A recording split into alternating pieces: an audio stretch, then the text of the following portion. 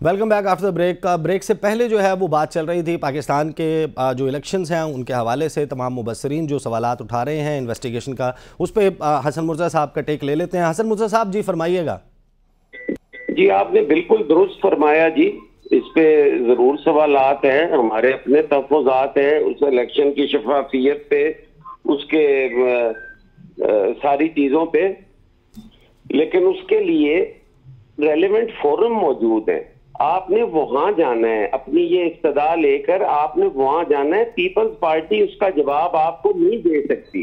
हाँ, peoples party की तरफ से हम आपको इस बात की यकीन दहानी करवाते हैं कि आप जिस हल्के का हमें हुक्म दें, हम हाजिर हैं कि ये हल्का गलत है, उसको आप खुलवाएं और हम उसका जवाब भी देंगे। अगर हम गलत किए हैं, हमने कोई रिगिंग की है, तो पीपल्स पार्टी उसकी जिम्मेदार है। पीपल्स पार्टी दूसरी जमातों को नहीं कह सकती, चाहे वो तहरीक इंसाफ हो, चाहे TMLN हो, कि आप अपने अपने रिजल्ट हमारे पास लाओ, हम फैसला करेंगे कौन ठीक है या कौन गलत है। अगर हमारी जनसफाई हुई है तो पीपल्स पार्टी उसके लिए बिल्कुल अपना जो है वो पेश करती है हर जगह पर, उससे बेहतरी आती है। तो हमारी तरफ से कोई ये कतन नहीं है कि हम कोई हल्का खोलने को तैयार नहीं है, हम रिगिंग का जवाब देने को तैयार नहीं है। जहाँ जहाँ हमारे पे एतराजात है, आप आए अदालत में, जो फोरम होगा हम उसका फैसला तस्लीम करेंगे। सही। एनए 127 बिलावल भुट्टो जरदारी साहब जो इलेक्शन लड़े, आपके ख्याल में उस हलके में अता तारड़ साहब के वोट्स, बिलावल के वोट्स और जो पाकिस्तान तहरीक इंसाफ के बैक्ड कैंडिडेट हैं, उस रिजल्ट को आप समझते हैं कि वो दुरुस्त है, तस्लीम करते हैं? हम नहीं तस्लीम करते उसको दुरुस्त, हमें उस पर तहफ़्फ़ुज़ात है। मेरे साथ अपने साथ हुई है यार, हम कहते हैं कि हमें तहफ़्फ़ुज़ात हैं, लेकिन उसके लिए ये कहना कि जी फलां जमात ये कर दे, वो मुमकिन नहीं। इस तरह तो इंतशार होगा, अनारकी होगी, हर बंदा अपनी अपनी अदालत लगा के बैठा होगा। जो रेलेवेंट फोरम है उस पर हमें सारों को जाना चाहिए जी।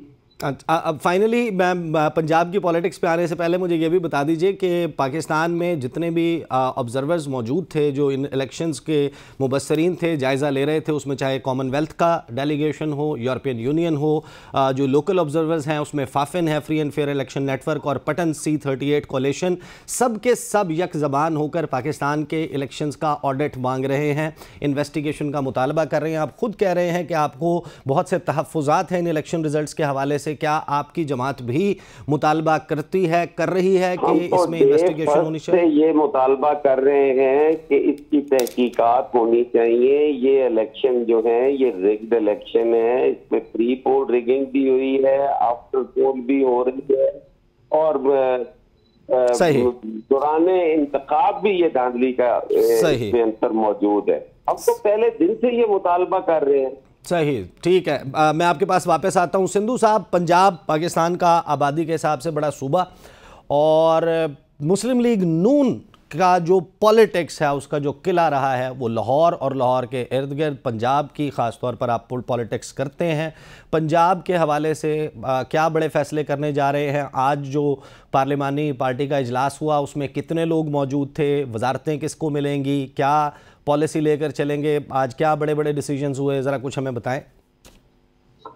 साहब, इससे पहले कि मैं इस पे बात करूं, मैं जो हसन मुर्जा साहब ने फरमाया उनकी बात को मैं सेकंड करूंगा कि ये कोई नासिर बाग में तो नहीं कि सारे फार्म वहां पे खिला देंगे या धोबीगढ़ के ग्राउंड में और वहां पे हम कहेंगे हमारे 45 ये, हमारे 45 ये है और इस पे फैसला करने, ऐसे नहीं होता। इसके लिए आपको you have to go to on the through proper channel, और जो राइट फोरम है फॉर राइट पर्पस, वहां पे जाना पड़ेगा। ये सुप्रीम कोर्ट जाए या किसी भी अदालत में जाना है, और वहां पे जाके सिर्फ इन्हीं के जो फार्म 45 ही ना है कि जो ज्यादा शोर मचा रहे हैं, बाकी जमातों को भी फार्म 45 मिले हैं, तो वहां पे जाके एक तो ये भी पता चल जाएगा, हो जाए ऑडिट, हो जाए फॉरेंसिक, सारा कुछ हो जाए, ताकि बिल्कुल दूध का दूध और पानी का पानी आ जाए। पता लग जाए केपी में जो मौलाना फजल रहमान कह रहे हैं कितनी सीटें हालांकि आजकल उनके साथ है, वो कैसे ले गए हैं। लेकिन अगर ये ऐसी बात है तो इसको हम भी सपोर्ट करते हैं, कोई बात नहीं, इसमें होना चाहिए फॉरेंसिक और जो भी होता है, लेकिन इसके लिए प्रॉपर फॉरम, फिर मैं उसी बात पे आऊंगा। और हम ऐसे फार्म लेके सारा दिन शोर मचाते रहे, झूठ इतना अपना तनदेही से बोले कि वो लोगों को सच लगना शुरू हो जाए, ऐसे नहीं होगा। दूसरा, पंजाब में 2/3 मेजोरिटी जो थी आपने साबित की है वहां पे, और वहां पे जो रिजर्व सीट के हवाले से भी, और उससे पहले जो दूसरी सीटें हैं 156 थी, कल 2 फिर और शामिल हुए, 158 हो गए उसमें, और उसी के हिसाब से जो बाकी है, चूंकि इनकी तो सुन्नी इत्तेहाद मुस्लिम की तो लिस्ट ही शामिल नहीं है वहां पे, और इस पे 2 जजमेंट हैं, और वैसे भी आर्टिकल 104 जो है इलेक्शन एक्ट का और आर्टिकल 106 आईन पाकिस्तान का वो कहता है कि लिस्ट जो है वो शैल भी मैंडेटरी है कि इलेक्शन से पहले जमा करवानी है, फिर उन्होंने उम्मीदवारों की स्क्रूटनी होनी है, उसके बाद उन्होंने जो भी है। और तो दूसरी यही है कि अगर सारी लिस्ट एग्जॉस्ट हो जाए तो उसका मतलब ये होता है कि अगर आपने पहले कोई लिस्ट दी हो तो फिर उस पर फैसला होगा कि ये पहले हमने लिस्ट दी थी, ये हमारे मेंबर बन गए, ये बाकी रह गए, इनको बना दी। वहां पे तो सुन्नी इत्तेहाद कौंसिल का कोई मेंबर ही नहीं है जिसके ये मेंबर बने हैं, और ना ही कोई लिस्ट है इनकी अपना इसमें अपना। और इस पे 2 जजमेंट्स है, एक सुप्रीम कोर्ट की आमर Gill versus the federation of Pakistan, उसमें मेरा अपना ही केस था, और एक और जजमेंट है कोयटा की बलोचिस्तान की जिसमें ये सारी बात जो तय की गई है। दूसरे नंबर पे आज जो था वो सारा यही था कि ये जो सेहत, तालीम और ज़रायत, एग्रीकल्चर खासतौर पे जो रीढ़ की हड्डी है, और इसके अलावा जो एक सेहत के हवाले से ये था कि जिस तरह मोटरवे है या दूसरी बहुत सारी चीजें हैं, ये ट्रैफिक का निजाम है, क्योंकि पंजाब जो है सिर्फ एडमिनिस्ट्रेशन लेवल पे काम करना है। तो मैडम मरियम साहबा ने जो चीफ मिनिस्टर नामजद हुई है, और इंशाल्लाह परसों या 2-3 दिन में वो मुंतखब हो जाएगी, और उसके बाद यही तरजीहात है कि एक तो मेरिट पे काम हो, और दूसरा वो ना हो साईं रुजदार की तरह के 5 करोड़ में को फलान लग गया, डीसी लग गया, 5 करोड़ में 3 करोड़ में को सीपीयू लग गया। ये काम नहीं होगा। जो काम है जिस तरह शहबाज शरीफ साहब ने किया था, मेरिट पे काम होंगे। और लेकर इसके साथ साथ उन्होंने फरमाया कि जितने भी मेंबरान हैं वो सारे अपनी अपनी तरजीहात भी देंगे, हमारे इलाके में ये बनना है, ये ब्रिज होना है, ये काम होना है, वो करेंगे। और सबसे बड़ा ये है कि इन 5 सालों में अल्लाह ताला मौका देता है।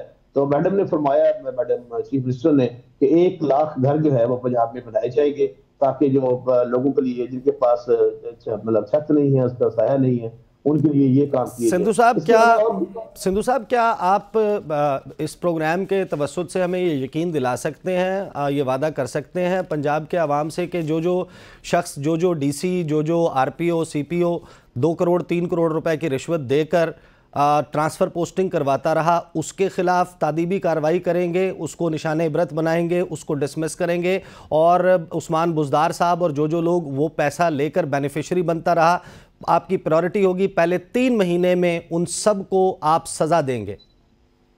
डिसमिस तो नहीं किया जा सकता। ये जो ग्रेड 20 से 21 के ऑफिसर्स होते हैं, इनको फेडरल में भेजा जाता है या किसी और जगह भेजा जाता है, लेकिन इंक्वायरीज हो रही है। एंटी करप्शन पंजाब में है जो वो कर रही है इंक्वायरी, और उसकी बहुत सारी एविडेंसेस मौजूद हैं।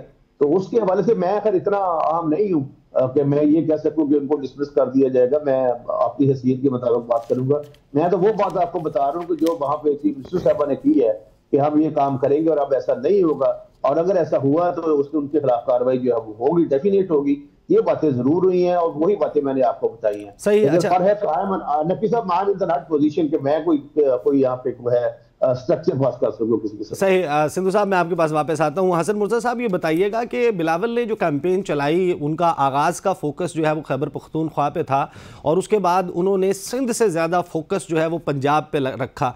और हम लोग जो है वो तमाम अपनी डिस्कशंस में ये अंदाज़े लगाने की कोशिश कर रहे थे, इसके ऊपर एनालिसिस हो रहे थे कि बिलावल जब पंजाब पे दोबारा फोकस कर रहे हैं, एक वक्त था पंजाब बड़ा स्ट्रॉन्ग एरिया होल्ड होता था, बहुत पॉकेट्स थी जिनको मिनी लाड़काना कहा जाता था, तो पीपल्स पार्टी कम बैक करने जा रही है पंजाब में, और हम ये अंदाजे लगा रहे थे कि असल में इसमें सक्सेस जो है वो 5 ईयर्स डाउन द लाइन होगी, 10 ईयर्स या 7 ईयर्स, या अभी आपको सक्सेस मिल जाएगी।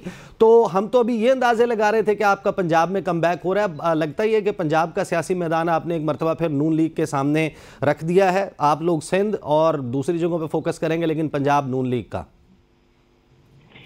नहीं जी, ऐसी कोई बात नहीं है। पंजाब पाकिस्तान पीपल्स पार्टी का है। पंजाब में हमने, अगर आप पिछली हमारी पोजीशन देखें तो हमारा वोट रेट भी बड़ा है, हमारी सीटें भी बड़ी हैं पंजाब असेंबली के अंदर। तो पीपल्स पार्टी बड़ा ठीक परफॉर्म कर रही है, काम कर रही है। हम कोई कल्ट तो है नहीं जी, हमारी तो एक नजरियाती जमात है, और नजरिया कमजोर हो सकता है, खत्म नहीं हो सकता। तो उसकी रिवाइवल के लिए टाइम जरूर लगेगा, लेकिन पाकिस्तान पीपल्स पार्टी इंशाल्लाह ताला पंजाब में कम बैक भी करेगी और बेहतर पोजीशन में होगी। नहीं, वो उसके लिए तो जाहिर है कि अगर आप काबीना का हिस्सा बनने का फ़ैसला करते और आपके 8 या 10 लोग जो भी काबीना का हिस्सा बनते वो परफॉर्म करते और अपनी परफॉर्मेंस से पंजाब के लोगों पे साबित करते कि देख लें ये हमारी परफॉर्मेंस है, हमारे महकमों को देख लीजिए, और उसी दौरान जो जो उनके इलाके हैं वहाँ पर तरक्याती कामों और उसको बेहतर करते और पंजाब के अवाम को अट्रैक्ट करते, तो ये तो आप नहीं कर रहे। पंजाब के तो काबीना का हिस्सा भी नहीं बन रहे आप। ये आपके सोचने का अंदाज है ना, आप पूरा हक रखते हैं, आप जिस तरह भी सोचें। हम यही समझते हैं कि हम जो कर रहे हैं वो पार्टी के लिए भी बेहतर है और पंजाब के लोगों के लिए भी बेहतर है। सही। अच्छा सिंधु साहब, ये बताइएगा कि आपकी पास नशिस्तें जो हैं वो पीपल्स पार्टी के साथ मिलाकर वो बन जाती थी, आप कंफर्टेबली हुकूमत बना सकते थे, आपने उन लोगों को अपने साथ शामिल करना क्यों मुनासिब समझा कि जिन लोगों ने पीटीआई के बैक्ड कैंडिडेट्स थे और इमरान खान के नाम पर वोट लिया, तो जमहूरियत का तकाजा या उसमें इखलाकी लिहाज से बात की जाए तो जिन लोगों ने इमरान खान के नाम पर वोट लिया है उनको उनके अवाम ने जिन्होंने वोट दिया है, आपने सिर्फ एक बंदा जो इलेक्ट हो गया उसके साथ जो भी डील की आपने साथ मिला लिया, लेकिन आपने उस इलाके के अवाम की जो जमहूरी राय है उसकी रिस्पेक्ट नहीं की। नहीं नकवी साहब, ऐसा हुआ नहीं। असल में ये शुरू में मीडिया से शायद बड़े एहतराम के साथ तो मिस्टेक होगी, आपका चैनल भी इसमें कर रहा था और भी कर रहे थे कि सारे इंडिपेंडेंट्स को एक ही उस पर लकीर लगा रहे थे, पता नहीं इसमें क्या सीरियस मिस्ट्री थी, पुरस्कार राज क्या था। तो बाद में फिर वो हो गया कि आजाद कौन है और दूसरे जो उनके स्पॉन्सर्ड है वो कौन से हैं।